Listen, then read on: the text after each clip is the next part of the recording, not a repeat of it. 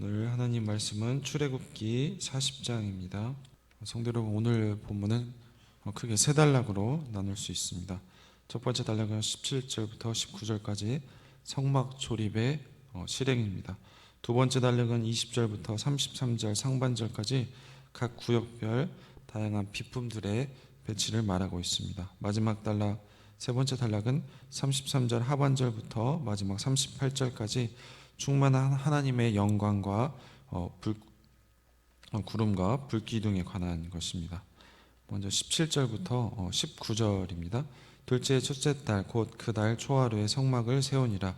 모세가 성막을 세우되 그 받침들을 놓고 그 널판들을 세우고 그 띠를 띄우고 그 기둥들을 세우고 또 성막 위에 막을 펴고 그 위에 덮개를 덮으니 여호와께서 모세에게 명령하신 대로 되니라.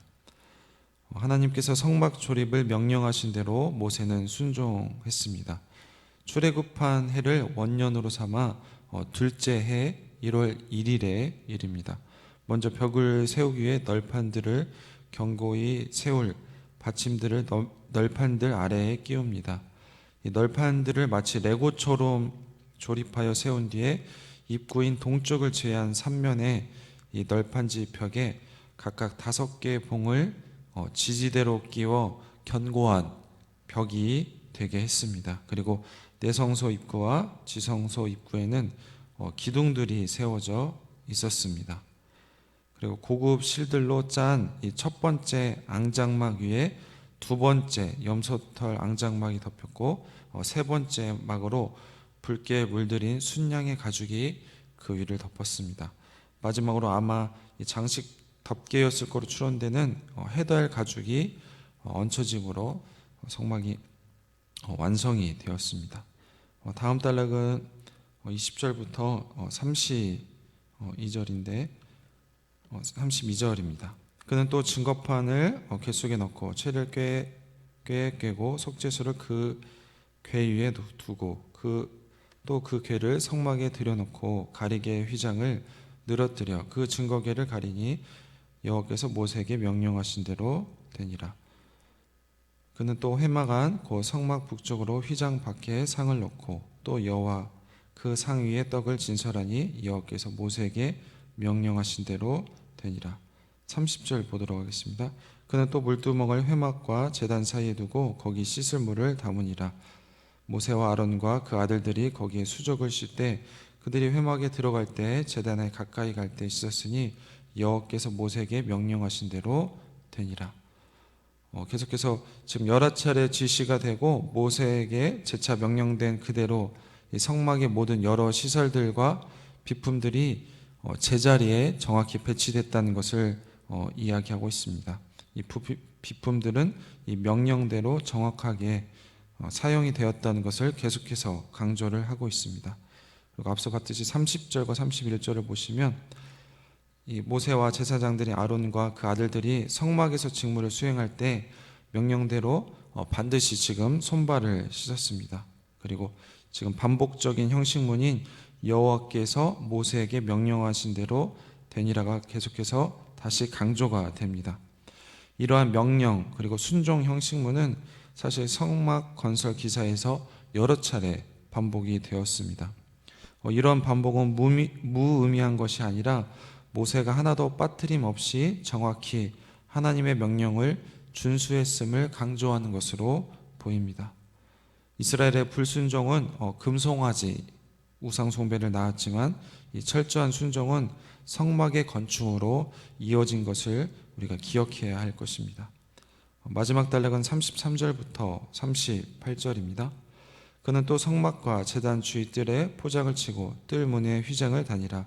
모세가 이같이 역사를 마치니 구름이 회막이 덮이고 여호와 영광이 성막에 충만하매 모세가 회막에 들어갈 수 없었으니 이는 구름이 회막 위에 덮이고 여호와의 영광이 성막에 충만함이었으며 구름이 성막 위에서 떠오를 때는 이스라엘 자손이 그 모든 행진하는 길에 앞으로 나아갔고 구름이 떠오르지 않을 때에는 떠오르는 날까지 나아가지 아니하였으며 낮에는 여호와의 구름이 성막 위에 있고 밤에는 불이 그 구름 가운데 있음을 이스라엘 온 족속이 그 모든 행진하는 길에서 그들의 눈으로 보았더라. 성막 건설이 완료되자 이스라엘 백성은 강력한 하나님의 임재를 경험했습니다. 구름이 회막을 덮고 하나님의 영광이 성막을 가득 채웠습니다. 이 현상은 너무나 압도적이어서 하나님께로 접근이 최대한 허용된 모세마저 일시적으로 이 회막 성막에 들어갈 수 없을 정도였습니다. 이 하나님의 영광의 발현은 장엄한 이 구름 기둥의 출현과 불가 분리의 동시적인 현상입니다. 구름은 하나님의 임재에 동반하는 가장 대표적인 현상으로 구름 자체가 마치 하나님의 선두마차와 같은 역할을 했습니다. 곧 구름의 이동이 하나님의 이동이었고 구름의 멈춤이 하나님의 멈추심이었습니다. 백성들은 구름을 따라 움직였습니다. 한편 밤에는 불기둥이 그들을 인도했습니다. 이 구름이 떠오를 때 이스라엘 백성이 성막을 분해해서 포장한 뒤에 이동했다는 진술은 이 시내산을 떠나기 직전인 이 민수기 9장 15절부터 22절에서 다시 반복되고 있습니다. 우리는 이 구름의 이동과 그것을 따르는 백성들의 행진을 통해 중요한 교훈을 얻을 수 있습니다. 바로 하나님의 인도하심을 따르는 백성들의 삶입니다. 이 구름 그리고 불기둥은 광야를 행진하는 백성에게 마치 하나님의 내비게이션과 같았습니다. 백성들은 구름이 인도한 대로 가야 했습니다. 구름의 방향이 오른쪽으로 꺾이면 발걸음도 그쪽으로 옮기고 구름이 멈추면 거기서 멈춰야 했습니다. 이것이 하나님의 백성의 삶인 것입니다. 성도 여러분, 오늘 말씀은 출애굽기 마지막 말씀입니다. 출애굽기 25장부터 지금 40장까지는 성막에 대해서 계속해서 반복적인 내용입니다. 이 성막은 순종으로 세워진 성막이란 것을 기억해야 할 것입니다. 제사장 옷을 만들 때, 그러니까 출애굽기 39장에서 7번의 하나님의 명령대로 순종했다고 나와 있습니다. 오늘 본문에도 성막을 조립하여 세울 때도 그 말이 7번 되풀이 되고 있습니다. 이 완전한 순종만이 완전하고 거룩한 성막을 세울 수 있음을 이보다 더 잘 보여줄 수는 없을 것입니다. 크고 화려하고 멋진 건축 양식과 내부 장식이 아니라 이 순종만이 하나님의 거처를 꾸미는 가장 아름다운 장식이 될 것입니다. 또한 이 완성된 성막은 하나님의 영광이 가득한 성막입니다. 이 성막이 완성되자 출애굽기 25장 8절에 나온 대로 이 하나님의 약속대로 이 구름과 함께 주님의 영광이 성막을 가득 채웁니다. 이는 시내산 정상에서 나타난 것과 유사하지만 이번에는 모세가 거기에 들어갈 수 없었습니다. 하나님께서 마련하신 은혜 없이 하나님 앞에 나갈 수 있는 사람은 아무도 없습니다. 이 모세도 들어갈 수 없었던 그 하나님 앞에 이제 우리는 예수님께서 친히 휘장을 찍고 열어주신 길을 따라 하나님 앞에 나아갈 수 있게 되었으니 이런 특권과 영광이 이 세상에 어디 있겠습니까? 성도 여러분, 세상에서 내가 너무 초라해 보이거든, 혹은 이 세상 것이 너무 영광스러워 보이거든, 언제든 하나님 앞으로 나아가십시오. 이 하나님의 영광과 이 하나님의 은혜를 묵상하면 모든 것이 우리 삶의 제자리로 돌아옵니다. 오늘 본문의 이스라엘을 구름 기둥과 불 기둥으로 이스라엘의 행진을 이끄시는 모습을 보았습니다. 그들은 매일 구름의 움직임을 맨 먼저 살펴야 했고 구름이 움직이면 짐을 싸서 따라야 했습니다. 이 신자의 신앙 여정도 이와 같은 태도가 요구가 됩니다.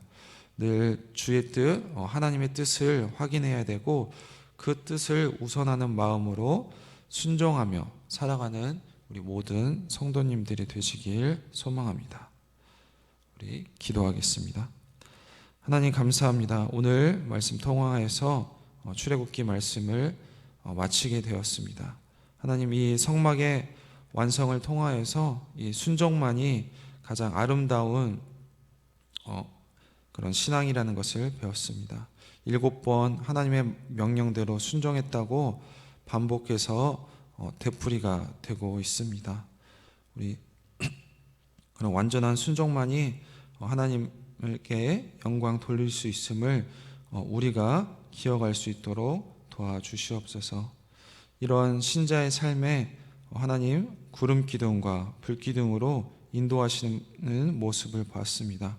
하나님께서 가라 하시면 가고 하나님께서 멈추시면 멈추는 우리 성도님들의 모든 삶이 될 수 있도록 도와주시옵소서. 그런 삶에 하나님의 영광과 은혜가 하나님 함께 해 주셨고, 모세도 그런 하나님의 영광 있는 회막에 들어가지 못했지만 하나님 이제는 예수 그리스도께서 친히 휘장을 찢고 열어주신 길에 따라 하나님 앞에 모든 성도가 나아갈 수 있습니다. 이런 은혜에 언제나 늘 감사하면서 살아가는 우리 모든 성도님 될 수 있도록 도와주시옵소서. 감사드리며 예수님 이름으로 기도했습니다. 아멘.